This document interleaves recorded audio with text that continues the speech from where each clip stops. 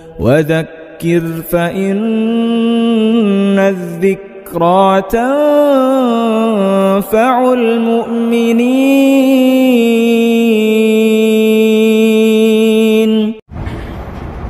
السلام عليكم ورحمة الله وبركاته.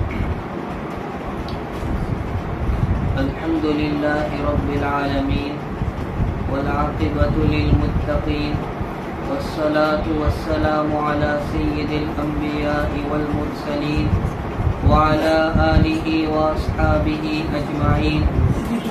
أما بعد، عن أنس بن مالك رضي الله تعالى عنه قال: قال رسول الله صلى الله تعالى عليه وسلم: من خزن لسانه ستر الله عورته، ومن كف غضبه كف الله عذابه يوم القيامة، ومن اعتذر إلى الله قبل الله عذره، أو كما قال رسول الله صلی اللہ تعالی علیہ وسلم۔ قابل احترام بزرگوں اور دوستوں اور لائق عزت و احترام خواتین اسلام، میرے لیے سعادت اور خوشی کا موقع ہے کہ اپنی دینی اور اسلامی بہنوں کے متعلق کچھ باتیں عرض کرنے کا اللہ تعالیٰ نے یہ موقع عنایت فرمایا۔ اسی مناسبت سے میں نے حضرت نبی اکرم صلی اللہ تعالیٰ علیہ وسلم کی احادیث میں سے ایک حدیث شریف پڑھی ہے، جس کو نقل کرنے والے صحابی حضرت انس بن مالک رضی اللہ تعالی عنہ ہے۔ حضرت انس رضی اللہ تعالی عنہ جلیل القدر صحابی ہے، اور نبی کریم صلی اللہ تعالی علیہ وسلم کی 10 سال خدمت کرنے کا انہیں موقع نصیب ہوا ہے۔ جس وقت جناب رسول اللہ صلی اللہ تعالی علیہ وسلم ہجرت فرما کر مدینہ طیبہ تشریف لے گئے، اس وقت ان کی والدہ ام سلیم رضی اللہ تعالی عنہا ان کو لے کر نبی کریم صلی اللہ تعالی علیہ وسلم کی خدمت میں آئی تھی اور کہا تھا: پیارے آقا، یہ چھوٹا سا انس آپ کی خدمت کے لیے وقف ہے۔ اس وقت سے لے کر وفات تک مسلسل 10 سال نبی کریم صلی اللہ تعالی علیہ وسلم کی خدمت کرنے کا انہیں موقع نصیب ہوا۔ نبی کریم صلی اللہ تعالی علیہ وسلم کی بہت شفقتیں پائی۔ جس وقت خدمت میں آئے تھے اس وقت بچے تھے، اس لیے بہت سی مرتبہ نبی علیہ السلام ان کو پیار سے فرماتے: یا بنیا، اے میرے پیارے بیٹے۔ تو حضرت انس رضی اللہ تعالی عنہ اس حدیث شریف کے نقل کرنے والے۔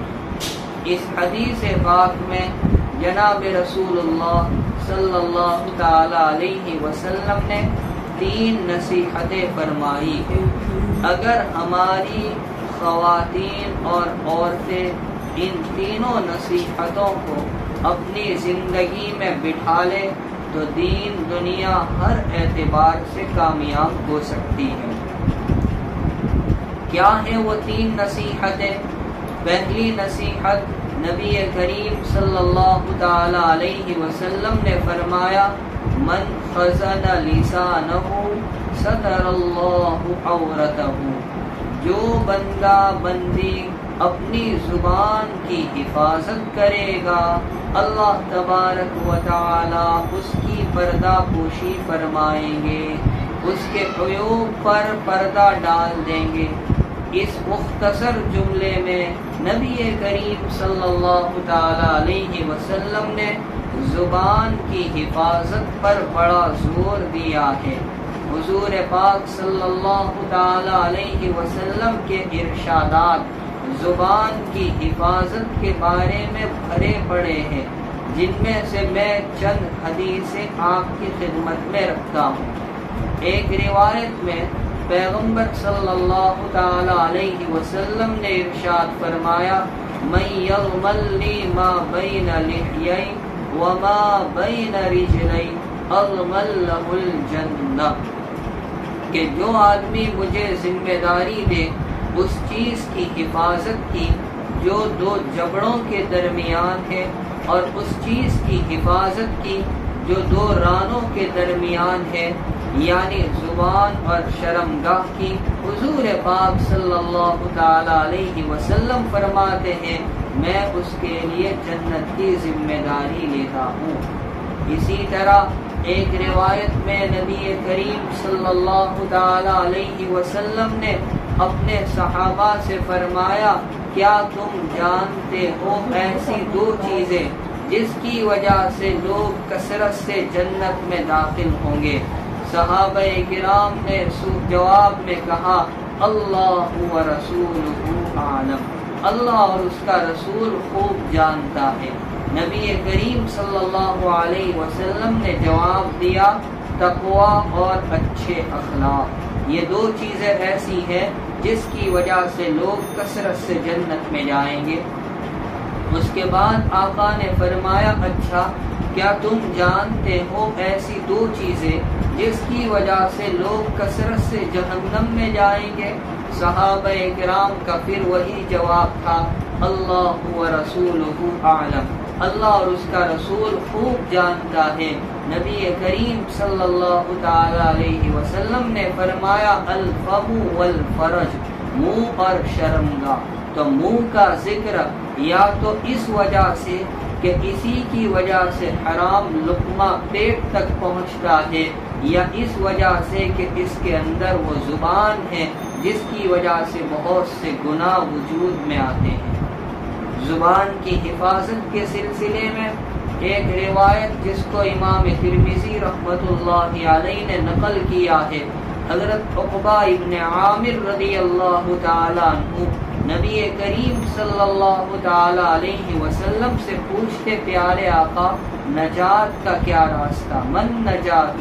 نبی کریم صلی اللہ علیہ وسلم نے فرمایا، املک علیک لسانک، اپنی زبان کو قابو میں رکھو، ولیسعک بیتک، چاہیے کہ تمہارا گھر تمہارے لیے کافی ہو جائے، یعنی تم زیادہ اوقات اپنے گھروں میں رہا کرو۔ اور تیسری بات فرمائے، وابکی علی خطیئتک، اپنے گناہوں پر رو لیا کرو۔ زبان کی حفاظت کے سلسلے میں ایک مختصر سی حدیث مکتب میں بچوں کو یاد کروائی جاتی ہے۔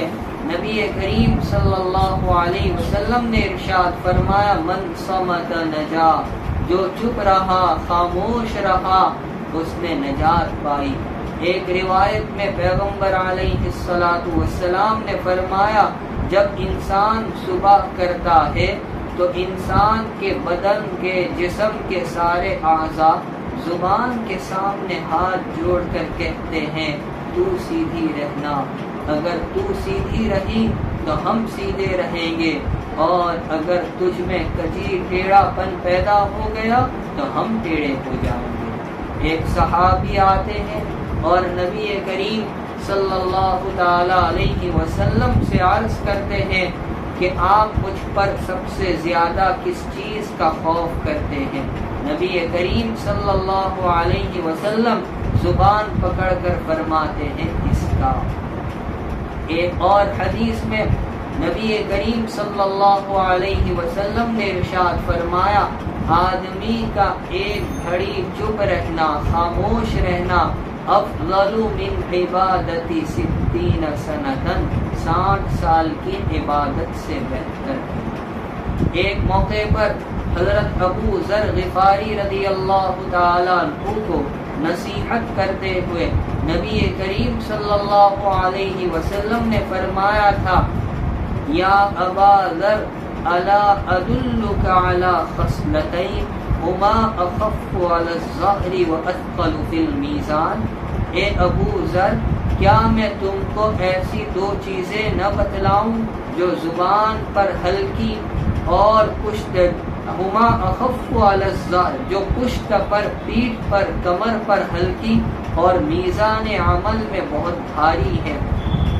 پشت پر ہلکی ہونے کا مطلب یعنی یہ دو کام ایسے ہیں جن میں کوئی مشقت نہیں ہے، بہت آسانی سے کر لیتے ہیں۔ انہوں نے عرض کیا پیارے آقا ضرور بتائیے ایسی دو چیزیں کون سی ہیں جن کا کرنا آسان اور اعمال کی ترازو میں بہت وزنی؟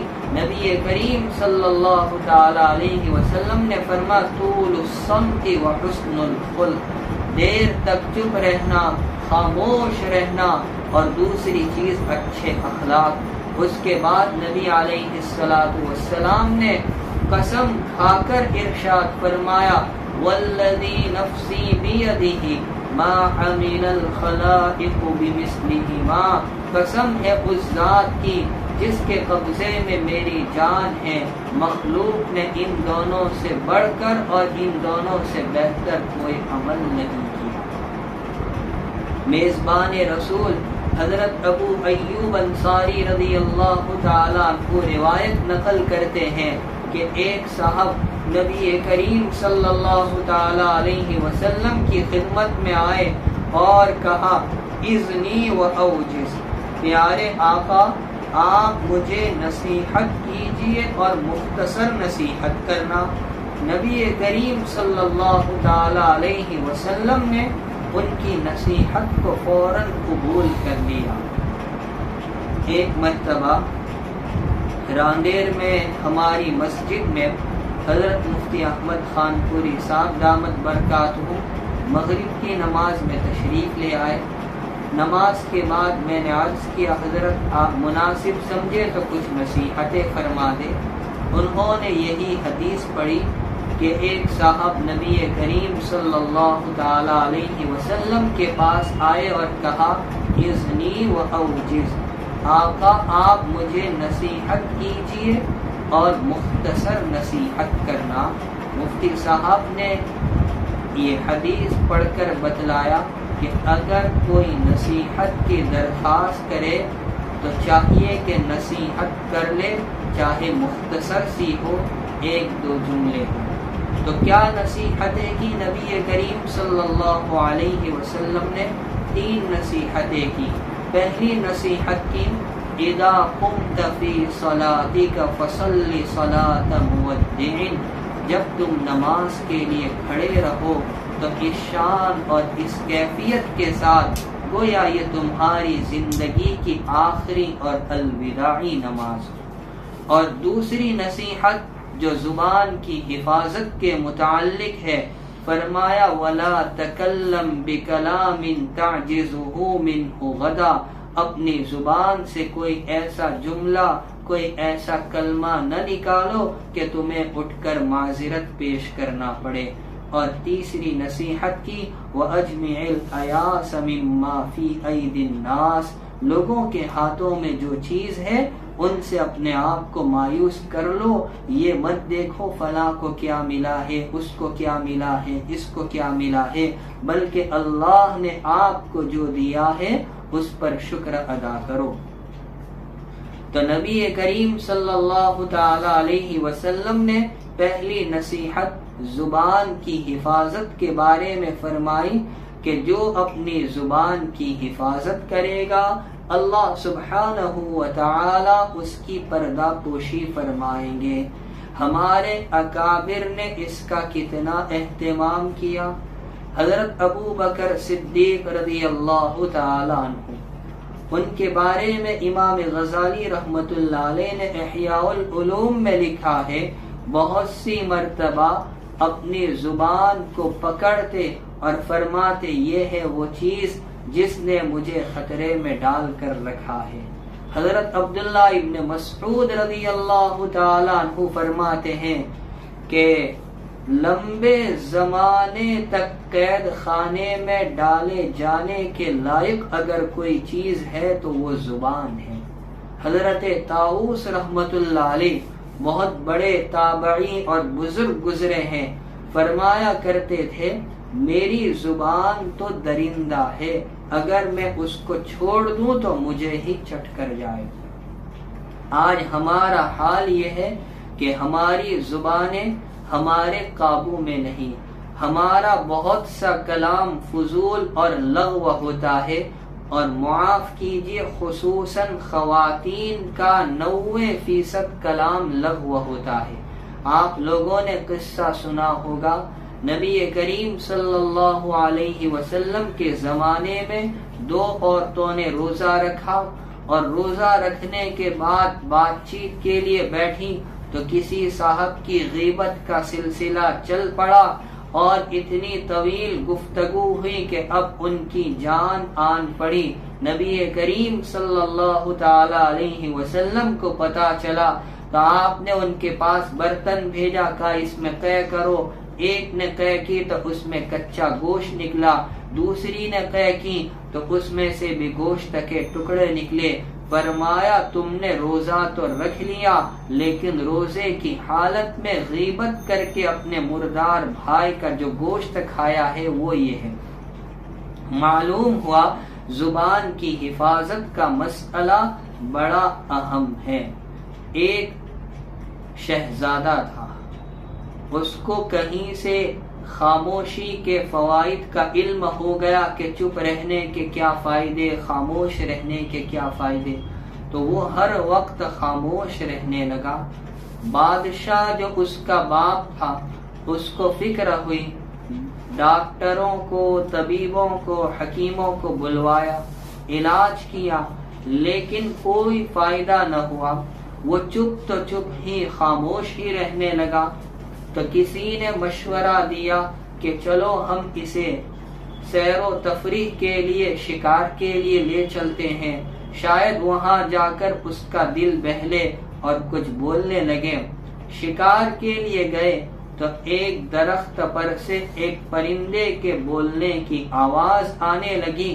تو ایک شکاری نے اس کی جانب تیر چلایا اور ایک پرندہ زخمی ہو کر نیچے گرا. شہزادہ اپنی زبان سے کہہ پڑا اور بول.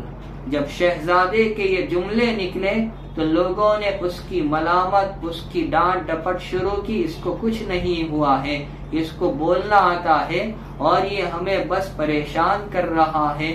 جب خوب ڈانٹ ڈپٹ اور پٹائی ہوئی تو کہنے لگا میں نے تو صرف اتنا کہا اور بول، اس پر میرا یہ حال ہوا، میری اتنی پٹائی کی گئی. تو جو لوگ ہمیشہ بولتے ہی رہتے ان کا انجام کیا ہوگا؟ زیادہ بولنا کوئی عقل مندی کی بات نہیں ہے. امام غزالی رحمت اللہ علیہ نے ایک بہت کام کی بات بیان کی ہے. فرمایا انسان جو بھی کلام کرتا ہے وہ 4 طرح کا ہے. نمبر 1 جس میں فائدہ ہی فائدہ، نمبر 2 جس میں نقصان ہی نقصان، نمبر 3 جس میں فائدہ بھی نقصان بھی، نمبر 4 جس میں نہ فائدہ نہ نقصان. ان 4 کے علاوہ 5ویں صورت نہیں ہو سکتی. اب امام غزالی رحمت اللہ علیہ فرماتے ہیں ان 4 میں سے وہ صورت جس میں نقصان ہی نقصان ہے تو ایسا کلام کیوں کرنا، اس کو چوکڑی لگا دو کہ ایسا کلام ہی کیوں کرے، اور ایسی چیز میں اپنی زبان کیوں چلائے جس میں نقصان ہی نقصان ہے. ہمارا 25% کلام کم ہو جائے گا. اچھا وہ کلام جس میں فائدہ بھی ہے نقصان بھی ہے، تو یہ دیکھو فائدہ کم نقصان زیادہ یا نقصان کم فائدہ زیادہ. اگر فائدہ کم ہے نقصان زیادہ ہے تو اس کو بھی لگاؤ چوکڑی کہ ایسا کلام کیوں کرنا اور ایسی چیز میں اپنی زبان کو کیوں چلانا جس میں فائدہ کم ہو نقصان زیادہ ہو، اور 25% کلام کم ہو جائے گا. تیسری شکل لے لیجئے کہ ایسا کلام جس میں نہ فائدہ نہ نقصان، تو ایسا کلام بھی کیوں کرنا جس میں فائدہ بھی نہیں نقصان بھی نہیں، اور 25% کلام کم ہوا. معلوم ہوا انسان کا فضول اور لغو کلام 75% ہے، صرف 25% کلام انسان کا جائز ہے، مباح ہے، درست ہے، یعنی جس میں فائدہ ہی فائدہ ہے. پتا چلا کہ انسان جو کلام کرتا ہے انسان کا 75% کلام لغو ہے، بیکار ہے، جائز اور حلال اور درست کلام صرف 25% ہے۔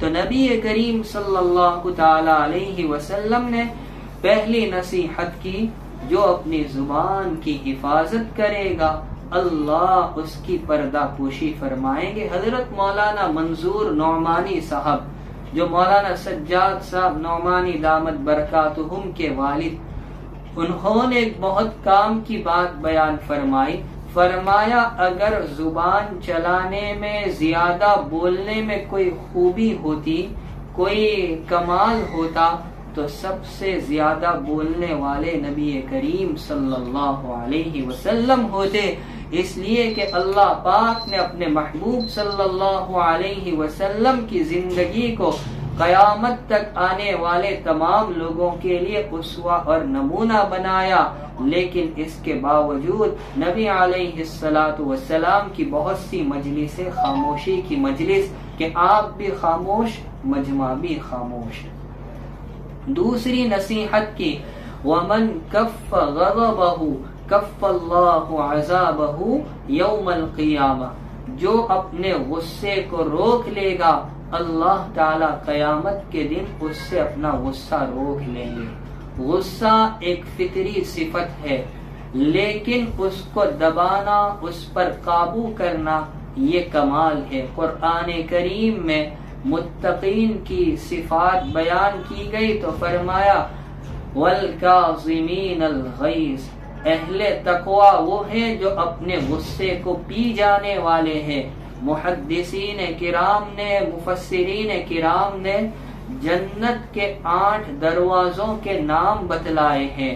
ان 8 دروازوں میں سے ایک دروازے کا نام ہے باب الکاظمین الغیظ، غصے کو پی جانے والے لوگوں کا دروازہ، یعنی جنت میں اس دروازے سے ان لوگوں کو داخلہ نصیب ہوگا جو اپنے غصے پر قابو رکھنے والے ہوں گے۔ ایک صاحب نبی کریم صلی اللہ تعالی علیہ وسلم کے پاس آئے، نصیحت کی درخواست کی، آپ نے فرمایا لا تغضب، میاں غصہ مت کرو۔ انہوں نے بار بار بات کو دہرایا کہ آپ نصیحت کرے، آپ ایک ہی جملہ فرماتے لا تغضب، غصہ مت کرو۔ بلکہ آقا صلی اللہ علیہ وسلم نے یہاں تک فرمایا لیس الشدید بالسرعۃ انما الشدید الذی یملک نفسہ عند الغضب، بہادر، طاقتور اور پہلوان وہ نہیں جو مقابلے میں کسی کو پچھاڑ دے، بلکہ اصلی بہادر، اصلی طاقتور اور اصلی پہلوان وہ ہے جو غصے کے وقت اپنے آپ کو قابو میں رکھے۔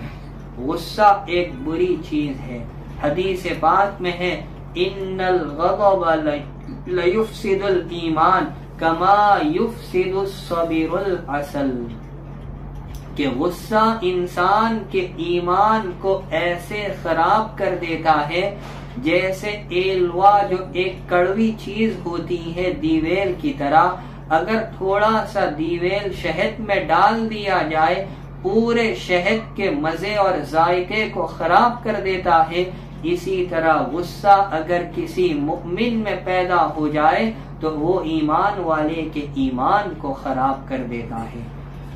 غصے کی وجہ سے انسان پر کچھ جسمانی نقصان بھی آتے ہیں، کچھ روحانی نقصان بھی آتے ہیں۔ جسمانی نقصان آپ یہ دیکھیں کہ جس کو غصہ زیادہ آئے اس کی آنکھیں سرخ ہو جاتی ہیں، رگیں پھول جاتی ہیں، وہ قابو کے باہر ہو جاتا ہے، بہت سی مرتبہ وہ مجنون اور پاگلوں جیسی حرکت کرنے لگتا ہے۔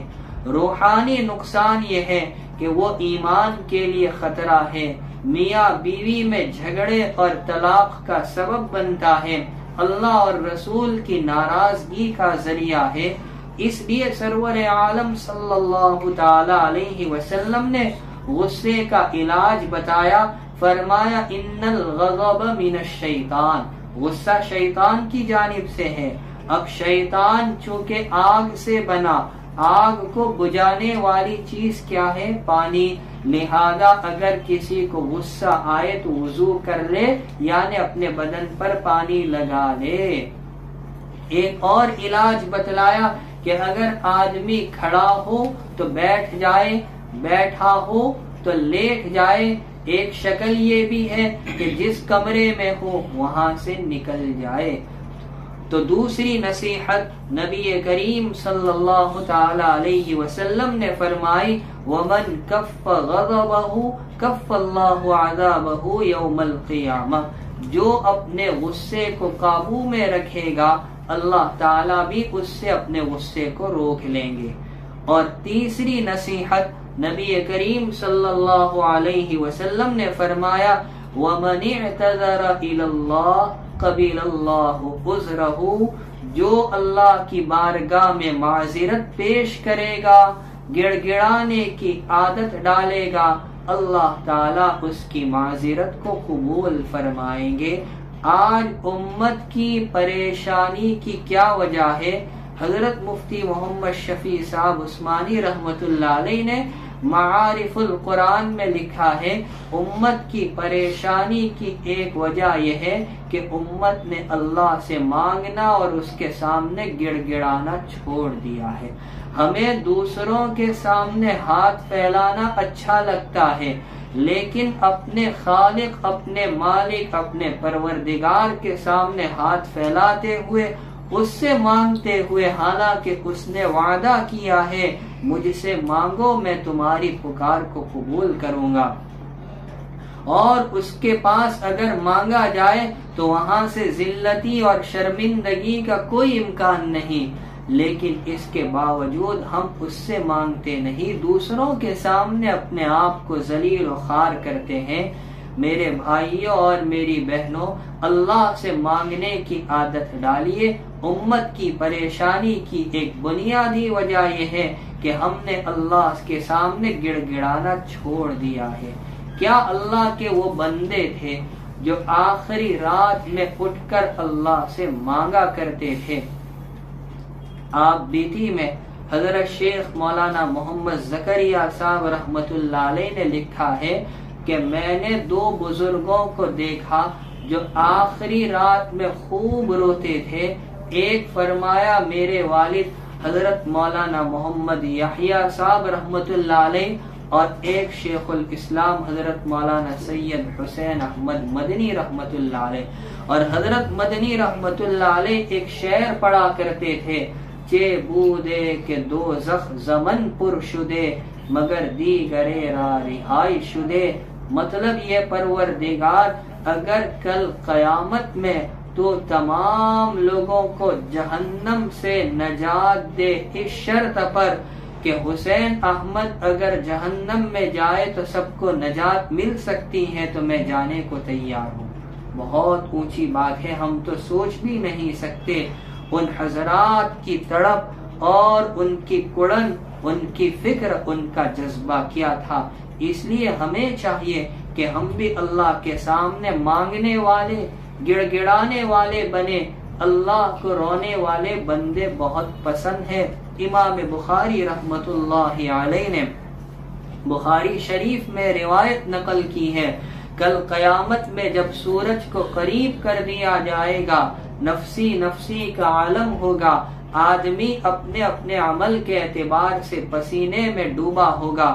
ایسے موقع پر جن 7 خوش نصیب بندوں کو رب کائنات عرش الہی کا سایہ دیں گے، اللہ مجھے آپ تمام کو ان میں سے بنا دے۔ ان 7 بندوں میں ایک بندہ کون ہے؟ وَرَجُلٌ ذَكَرَ اللَّهَ خَالِيًا فَفَاضَتْ عَيْنَاهُ، جو تنہائی میں اللہ کو یاد کرے اور آنسو بہائے۔ اور امام منذری رحمت اللہ علیہ نے حدیث نقل کی ہے کہ 3 آنکھیں جہنم کی آگ کو بھی نہیں دیکھ سکے گی، جہنم میں جانا دور کی بات۔ ایک وہ آنکھ جو جاگ کر مسلمان ملکوں کی سرحد کی حفاظت کرے، ایک وہ آنکھ جو اجنبی پر گرنے سے محفوظ رہے، اور ایک وہ آنکھ جو اللہ کے سامنے آنسو بہاتی ہو۔ کتنی پیاری ہے یہ تین آنکھیں جو جہنم میں جانا دور رہا بلکہ جہنم کی آگ کو بھی نہیں دیکھ سکے گی۔ اور اللہ کو دو قطرے بڑے پسند ہیں، ایک خون کا قطرہ جو اللہ کے راستے میں لڑتے ہوئے نکلے، اور ایک آنسو کا قطرہ جو اللہ کے خوف سے نکلے۔ بلکہ حدیث پاک میں فرمایا جو اللہ کے خوف سے رویا ہو وہ جہنم میں نہیں جا سکتا، جیسے دودھ ایک مرتبہ تھن سے نکل آئے دوبارہ تھن میں جا نہیں سکتا۔ اس لیے ہمیں چاہیے کہ ہم بھی اللہ کے سامنے رونے والے، گڑ گڑانے والے، معذرت پیش کرنے والے بنے۔ خاص کر رات کے آخری حصے میں میرے والد صاحب رحمت اللہ علیہ ایک نصیحت ہمیشہ کیا کرتے تھے، یہ امت جب رات میں روتی تھی اللہ اس کو دن میں ہنساتا تھا، امت نے رات میں رونا چھوڑ دیا، اللہ نے دن میں ہنسانا بھی چھوڑ دیا۔ اللہ تعالیٰ مجھے آپ تمام کو ان تینوں نصیحتوں پر عمل کی کامل توفیق اور سعادت نصیب فرمائے۔ بسم اللہ الرحمن الرحیم، الحمد للہ رب العالمین، والصلاة والسلام علی سید المرسلین وعلی آلہ واصحابہ اجمعین۔ اے اللہ ہمارے گناہوں کو معاف فرما، خطاؤں سے درگزر فرما۔ اے اللہ تو ہم سے راضی ہو جا، ناراضگی سے حفاظت فرما۔ اے اللہ ہماری حفاظت فرما، ہر قسم کے شرور، فتن، آفات و بلیات سے، حاسدین کے حسد سے، ساحرین کے سحر سے، ماکرین کے مکر و فریب سے، فتنوں کے فتنوں سے حفاظت فرما۔ ہر بندے مؤمن کے جان، مال، عزت، آبرو، زراعت و تجارت و کاروبار کی، خصوصاً ہمارے نسلوں کی اور ہمارے ایمان کی حفاظت فرما۔ بیماروں کو شفائے کاملہ نصیب فرما، مرحومین کی مغفرت فرما، پریشان حالوں کی پریشانیاں دور فرما، مقروضین کے قرضوں کی ادائیگی کی شکلیں پیدا فرما، تیری مرضیات پر چلا دے، نامرضیات سے حفاظت فرما، اور ان دعاؤں کو اپنے فضل و احسان سے اور نبی کریم صلی اللہ علیہ وسلم کے صدقے طفیل قبول فرما۔ وصلی اللہ علی النبی الکریم برحمتک یا ارحم الراحمین۔